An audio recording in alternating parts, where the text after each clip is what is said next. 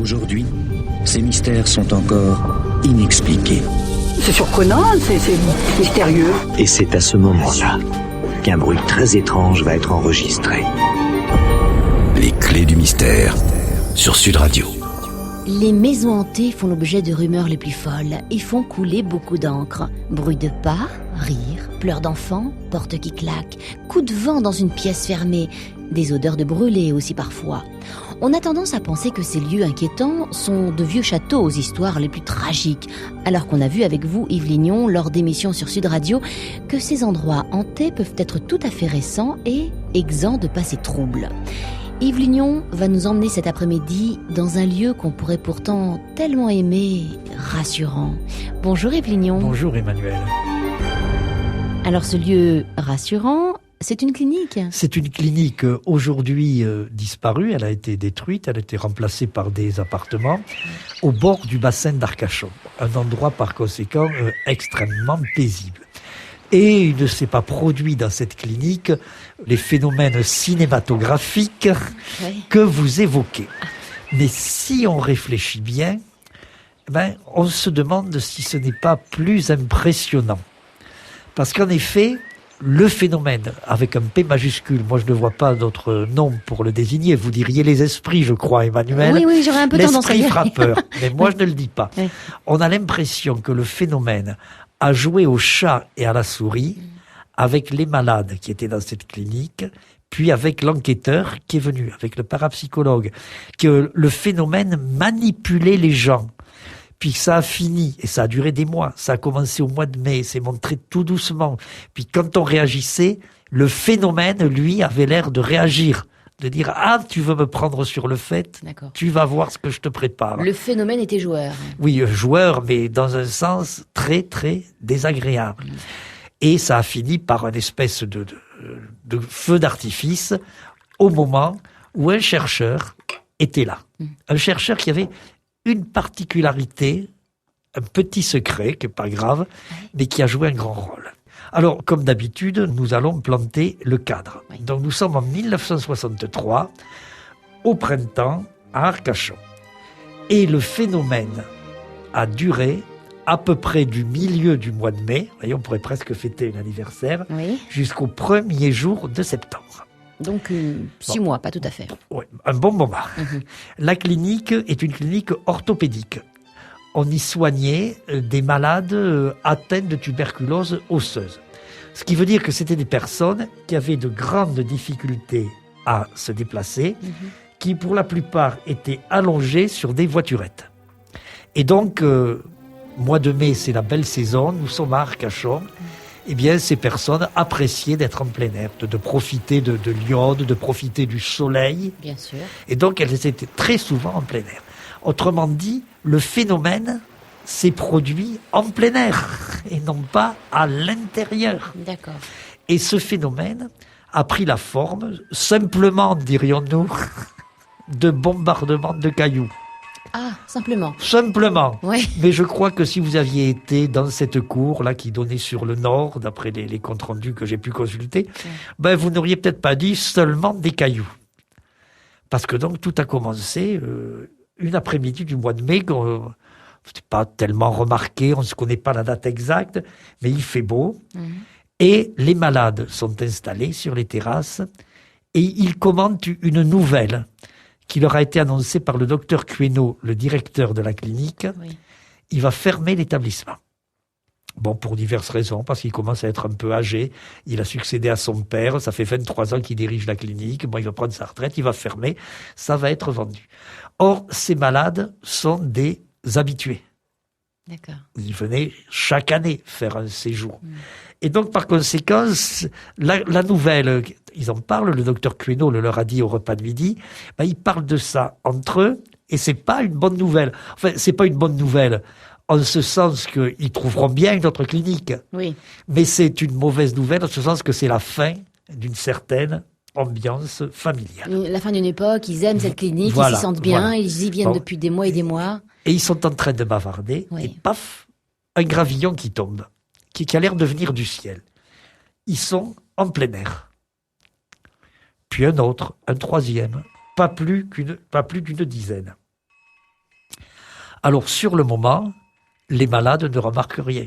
En fin d'après-midi, on rentre, il y a une collation, il va y avoir des soins, etc. Mais si on s'en était tenu à cet incident, il aurait été oublié. Seulement le lendemain, les malades sont en plein air, près de 3 platanes que, paraît-il, ils aimaient beaucoup. Oui. On bavarde, et de nouveau, une dizaine de gravillons tombent du ciel. Et ce n'est que le début. La suite dans un instant dans les clés du mystère. Nous sommes en 1963, nous sommes au bord du bassin d'Arcachon. Le directeur de la clinique annonce qu'il va fermer la clinique et les pensionnaires sont très tristes puisqu'ils aiment beaucoup cette clinique. Quand tout à coup, les premiers phénomènes arrivent. On parle de chute de cailloux venus du ciel. De gravillons. De gravillons, Gravillons. dans un premier temps. Et donc, les malades ne le remarquent que parce que ça se répète. Ils n'ont même pas exactement remarqué le premier jour. Personne ne l'a noté sur un carnet. C'est après, en faisant le bilan, quand ils ont commencé à se dire « mais ça a commencé quand ?» Et qu'ils ont convenu un truc, c'était vers le milieu du mois de mai. Mais ça se reproduit tous les jours jusqu'à la fin du mois de juin. Et ce sont comme ça une dizaine, une vingtaine de gravillons qui tombent et puis ça s'arrête. Et donc, bien sûr, les malades le notent. Là, ils auraient du mal à ne pas le noter. Chaque après-midi, ils sont là au bon soleil, près des platanes. Et on est là au bout d'un moment, on parle de tout et de rien, de matchs de foot, de politique. Puis, paf, d'un seul coup, une dizaine de gravillons. Puis ça s'arrête pour recommencer exactement dans les mêmes conditions le lendemain. Ils trouvent ça étrange quand même. Ils trouvent ça étrange, mais comme en face d'eux, il y a un bâtiment, il y a un toit. Ah oui, d'accord. Ils disent, mais ce sont les oiseaux. On voit des oiseaux. Ils ne font pas le rapport tellement avec le fait qu'ils disent ça tombe du ciel, mais peut-être pour se rassurer, ils disent ce sont les oiseaux là depuis le toit du bâtiment en face qui s'amusent, qui s'agitent. Et donc comme ça, on arrive jusqu'à fin juin, sans s'inquiéter, en s'amusant presque, et puis une place se libère et une jeune fille va arriver. Elle va arriver le 7 juillet. Une malade. Oui, bien sûr. Ben, on pourrait dire que le 7 juillet, c'est la fin du prologue. Que le phénomène a tâté le terrain, qu'il attendait quelque chose. Et j'appellerai l'épisode suivant, après le prologue, l'affaire prend de l'ampleur et il va apparaître que cette jeune fille, que nous désignerons simplement par l'initiale de son prénom, B, est au cœur de l'affaire. Mais à partir du moment où B va arriver, et va, avec les autres malades, se retrouver sur la terrasse l'après-midi au calme, ben, on aura du mal à faire porter des accusations mensongères sur de pauvres oiseaux qui s'amuseraient sur le toit. Paranormal, phénomènes étranges, histoires fantastiques, les clés du mystère. Sur Sud Radio. Nous sommes dans cette clinique hantée à Arcachon. On parle de phénomènes de gravillons qui semblent tomber du ciel. Et puis cette jeune fille qui arrive le 7 juillet, donc 2 mois après le début des événements. Et les phénomènes de chute de gravillons ne vont donc que s'accélérer. On sent même poindre là, comme ça, Yves Lignon, la chute des premiers gros cailloux. Exactement. Oui. Les gravillons grossissent et surtout changent d'habitude. Et ils avaient pris leur rythme, les gravillons. L'après-midi. C'était toutes les après-midi, vers la même heure, seulement une dizaine. On les remarquait à peine, simplement parce que comme c'était chaque jour, on avait fini par y prêter attention. Et voilà que B arrive. Mais c'est donc cette jeune fille. Le 7 juillet, elle arrive. Le 8 juillet, elle sort la première fois dans cette cour, sur une cour aménagée un peu en forme de terrasse, vous voyez, pour qu'on ait vue sur la mer. Pas plus tôt arrivé, gravillon. Petit gravillon. Petit gravillon. Bon, B, elle n'est pas sur un fauteuil roulant, elle marche. Elle s'éloigne pour une raison quelconque. Ça s'arrête. Elle revient. Sur la terrasse. Ça recommence. Mais là, ça ne recommence pas tout de suite. Un peu comme si les gravillons, je vais parler oui, s'ils se disaient, tiens, elle est allée, elle est venue, est-ce qu'elle va rester pour de bon? Elle est là, bon, paf, on va prendre les gravillons, et ainsi de suite. Et alors, comme, si j'ose dire, ces gravillons, il aurait fallu leur dire, bon, maintenant, ça suffit, hein. Bon, mais comme il y avait toujours une certaine indifférence, les bombardements s'accentuent. Je dirais presque que le phénomène trouvait qu'on ne s'intéressait pas assez à lui. Donc, il va se remuer davantage. Oui. Puis, il va tomber des galets, normal, au bord de la mer, des fragments de briques. Des fragments de briques. Mais le plus fort, c'est que ça ne blesse personne. C'est-à-dire que les personnes évitent, Oui, elles passent non, entre les les gouttes. personnes, la plupart ne risquent pas de se déplacer. Évidemment, ça tombe à côté. À côté, oui. C'est bien visé. Ça tombe à côté. Alors quand même, au bout d'un moment, entre malades, on commence à en parler Et à s'inquiéter. et à s'inquiéter. Et alors, on commence à se dire qu'en face, il y a un bâtiment qui est de 3 étages, qui est désaffecté, et qu'il y a peut-être un farceur qui se cache là. Parce qu'après tout, B est une jeune fille, elle est charmante. Il y a peut-être quelqu'un du coin, un amoureux, Transi. qui se fait remarquer d'une manière inhabituelle. Alors, on commence, depuis l'emplacement des malades, à regarder ce bâtiment d'un drôle d'air. Or, il se trouve que parmi les malades, il y a un policier. Et que ce policier, il a le réflexe professionnel. On se met à sa place. Donc, il est encore assez valide, malgré sa maladie. Oui. Et donc, un jour, en tant que policier, il a vraiment l'œil plus que les autres sur ce bâtiment désaffecté. Et donc, il croit voir venir des fragments de briques du bâtiment. Il y court et il trouve la porte fermée à clé de l'extérieur. Donc, il n'y avait personne dans le bâtiment. Alors là, vraiment, on commence à monter, puis surtout que les jours passent. Elle est arrivée le 7 juillet, on arrive à la fin du mois de juillet, et il va encore se produire un autre incident. Le phénomène, c'est ça pour moi qui le caractérise. Le phénomène devient de plus en plus culotté.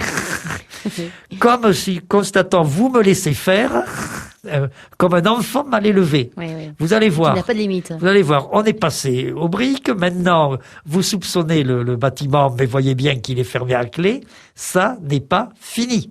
Je vais faire mieux. Oui. Je parle au nom du phénomène. Bien sûr, bien sûr. Et effectivement, il va faire mieux jusqu'au moment où on va faire donner les troupes d'élite. C'est-à-dire que le docteur Queno va faire venir un parapsychologue scientifique. D'accord, ok. Mais on n'en est pas encore là.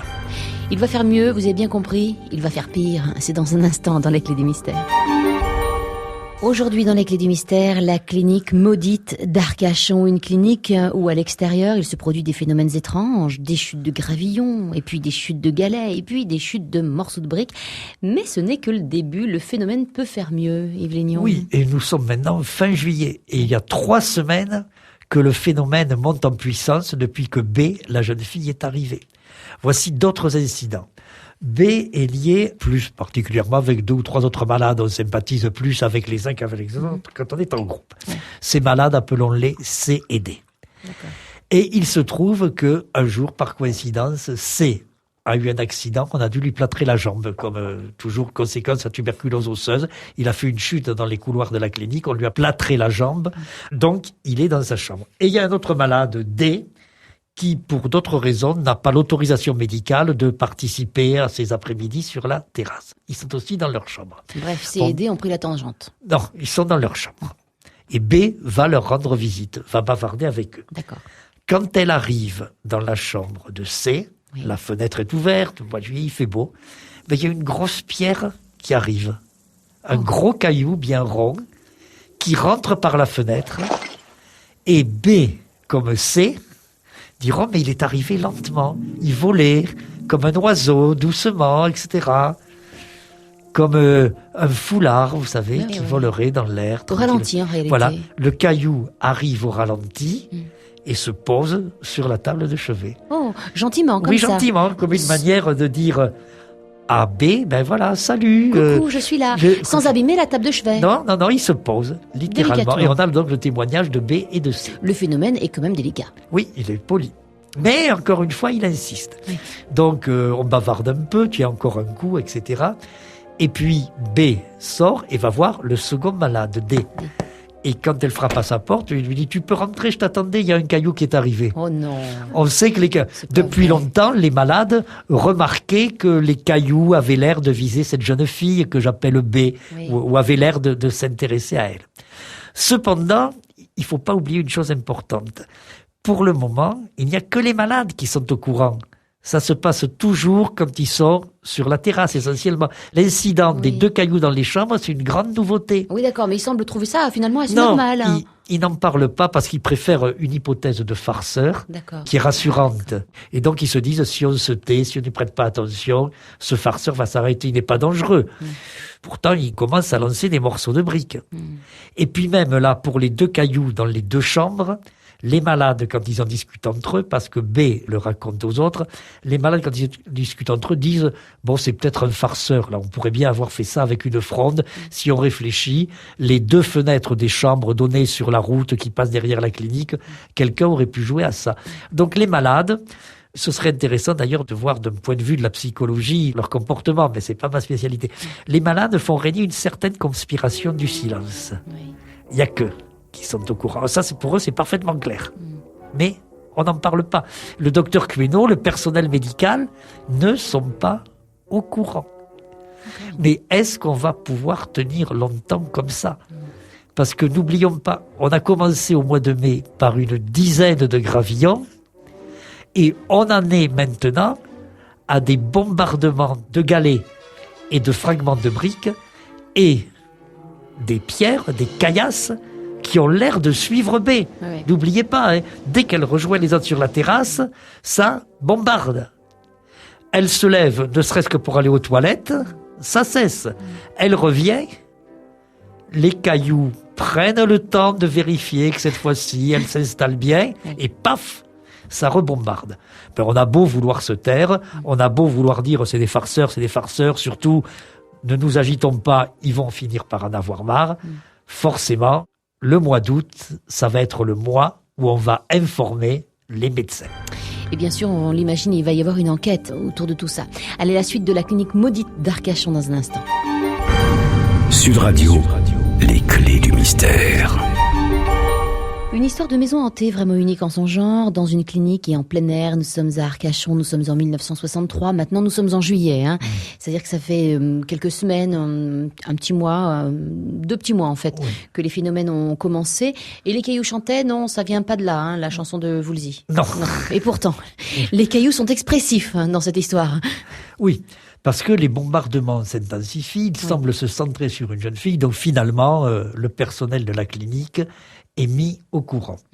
Et le docteur Queneau, qui la dirige, interroge le premier les malades et il se rend compte que, il n'est pas un enquêteur professionnel, mais que les témoignages se recoupent, qu'il y a de la sincérité.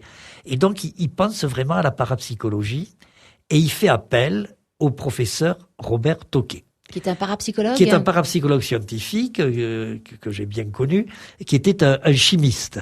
Donc, c'est vraiment un scientifique. Le professeur Tauquet arrive, il a fait exprès le voyage de nuit, donc il passe la première journée à interroger tous les malades. Alors lui, en tant que parapsychologue, il est beaucoup plus professionnel que le docteur Queneau. Parce que en parapsychologie, on apprend justement à écouter les récits des gens sans esprit flic, à les faire se recouper, à voir ce qui peut être troublé par les souvenirs, ce qui peut avoir bougé dans la mémoire et ce qui reste de solide. Donc, il passe une journée à interroger les malades. Et alors là, évidemment, tout le monde se déballe. Je crois qu'il y en a beaucoup qui attendaient ce moment de pouvoir parler à quelqu'un. Pour lâcher le fardeau. Oui, de dire c'est incroyable, mais depuis le mois de mai, ça bombarde et de plus en plus et que nous sommes sur la terrasse. Et là, effectivement, Robert Tauquet s'aperçoit, par exemple, que certains malades se sont amusés à compter les cailloux. Un autre a dit aux cailloux, mais ça suffit. Et que le phénomène s'est arrêté. C'est extraordinaire. Le bombardement s'est arrêté. Très exactement, je vais vous la dire, la phrase du malade à monsieur parlant aux cailloux. J'en ai vraiment assez. Cette espèce d'imbécile ne s'arrêtera jamais. Oui, parce que bien sûr, il croyait que c'était une Bien sûr, plaisanterie. alors, on étudie à fond l'hypothèse du farceur. On se demande, on s'aperçoit, le professeur Tauquet est capable aussi de mener un entretien de type psychothérapique avec B, la jeune fille qui a l'air d'une manière ou d'une autre au centre des phénomènes. Et on s'aperçoit qu'elle en a peut-être rajouté. que quelquefois elle était seule dans la cour, elle disait qu'il y avait des cailloux. Bref, on se demande si elle n'aurait pas pu en lancer certains elle-même. Vous voyez, finalement, après une journée d'enquête, la situation est beaucoup plus confuse qu'au matin. Parce qu'on a des récits de malades qui sont incontestables, mais en même temps, on a eu donc on est allé fouiller un peu dans la psyché de B, de la jeune fille, et on s'est aperçu que c'était pas si simple que ça. Alors, qu'est-ce qui va se passer? La nuit va venir et ça va être, je crois, le grand face-à-face entre le phénomène et l'homme de science. Le professeur Tauquet contre les cailloux, dans un instant dans les clés du mystère. Et le professeur Tauquet, dans cette clinique maudite d'Arcachon, professeur Tauquet, donc, est un parapsychologue, écoute les témoignages des malades, il en est complètement confus finalement et décide de passer la nuit dans la clinique. Il va y rester. Il va y rester. Première nuit, rien. Seconde journée, plus de cailloux.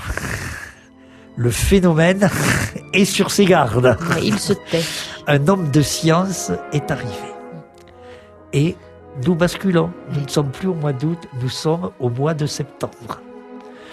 Donc c'est l'attente presque. L'affrontement final. Le duel dans la rue du village de Western entre Robert Tauquet et le phénomène. Eh bien, nuit du 2 septembre. Comme malgré tout, on est intrigué par le comportement de B, la jeune fille, qu'on ne sait pas trop sur quel pied danser, on lui propose de partager sa chambre avec une autre malade, pour voir, un peu pour la mettre sur surveillance, sans avoir trop d'idées a priori. Sur le coup de minuit. L'heure du crime. Oui. Passé de quelques instants. Voyons, Emmanuel. La porte de la chambre s'ouvre lentement. La porte de la chambre de B. De B, où elle dort avec une autre malade, sans le moindre grincement. Et sans explication. Sans explication. Et les malades B et sa compagne se réveillent quand la porte, continuant son mouvement, vient heurter un dé de lit. Parce qu'on avait aménagé spécialement pour qu'elles dorment toutes les deux ensemble. Oui. Et la porte, pam, vient cogner contre un lit. Alors, bien entendu, Robert Tauquet, qui est là, même si c'est minuit, se précipite, examine la porte, elle ne pouvait pas s'ouvrir toute seule, etc. Bon, le lendemain matin, on fait le bilan, et Tauquet dit très bien, ce soir, je dors dans la chambre d'à côté. Et moi, on ne la fera pas. Or, il faut que vous sachiez, je vous ai dit, il y a un petit secret. C'est que le professeur Tauquet était un grand blessé de la guerre de 1914. Il avait reçu une balle dans la tête, il s'en était fort bien sorti, mais il avait perdu la possibilité de dormir. Il ne dormait pas la nuit, il se reposait simplement quelques heures dans la journée. La zone qui commande le sommeil dans son cerveau était complètement perturbé. Oh là là. Il ne dormait pas la nuit, mais évidemment, il ne pouvait pas vivre en étant debout 24 heures sur 24. Donc, il organisait sa vie depuis plus de 50 ans en prenant des heures de repos dans la journée. Et la nuit, il a écrit des livres très, très nombreux.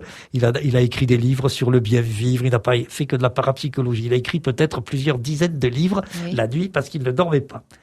En tout cas, là, évidemment, c'est un avantage face au phénomène. Et donc, le professeur Tauquet est bien éveillé, et tout d'un coup, il est très exactement 4 heures du matin, 4 coups bien distincts sont tapés sur la porte de sa chambre.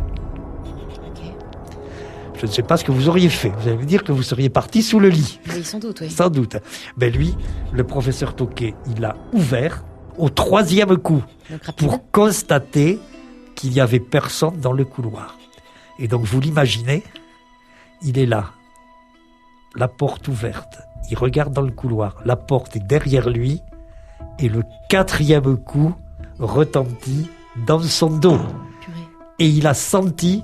Il me l'a déclaré personnellement, parce que j'ai eu la chance d'être son ami. Il est mort presque centenaire. Et il m'a raconté, il m'a dit, je tenais la poignée de la porte dans ma main, et au 4e coup, j'ai senti la porte vibrer, tellement ça tapait. Eh ben, il faut croire que face au phénomène, ce cher Roberto Kay ne s'est pas dégonflé. Puisque il a refermé la porte, il s'est remis à sa table de travail. Je vous l'ai dit, la nuit, il écrivait des livres. Oui. Donc, en venant à Arcachon, il avait emporté son manuscrit en cours, et le manuscrit sur lequel il travaillait. Et en tout cas, il semble que le phénomène, n'ayant pas réussi à perturber le professeur, le phénomène s'en est allé. Oui, parce que lui, le phénomène, il dort. Voilà, le phénomène dort, et il a compris qu'il avait affaire à une trop forte partie. Ouais. Et tout a cessé. La clinique a fermé à la date prévue. Il ne s'est plus rien passé. Alors, bon, on pourrait étudier très longuement les hypothèses et se demander effectivement s'il n'y avait pas des farceurs. J'ai omis, comme toujours, peut-être un peu par manque de temps, certains détails. Ouais. Par exemple, que la police était prévenue. Oui. Et qu'il y avait des surveillances. Que véritablement, Roberto Kay avait dépioté et redépioté les témoignages. Oui. Indiscutablement, c'est un cas de maison hantée, oui. Mais vous m'accorderez qu'il est tout à fait atypique. Une belle histoire, et on s'en souviendra de cette clinique maudite d'Arcachon, une clinique qui n'existe plus. On vous embrasse, on vous souhaite de passer une belle après-midi. Je vous rappelle bien sûr que cette émission est podcastable sur le site internet sudradio.fr. On vous donne rendez-vous demain à 13h30. Bye bye. 13h30, 14h30. Les clés du mystère sur Sud Radio.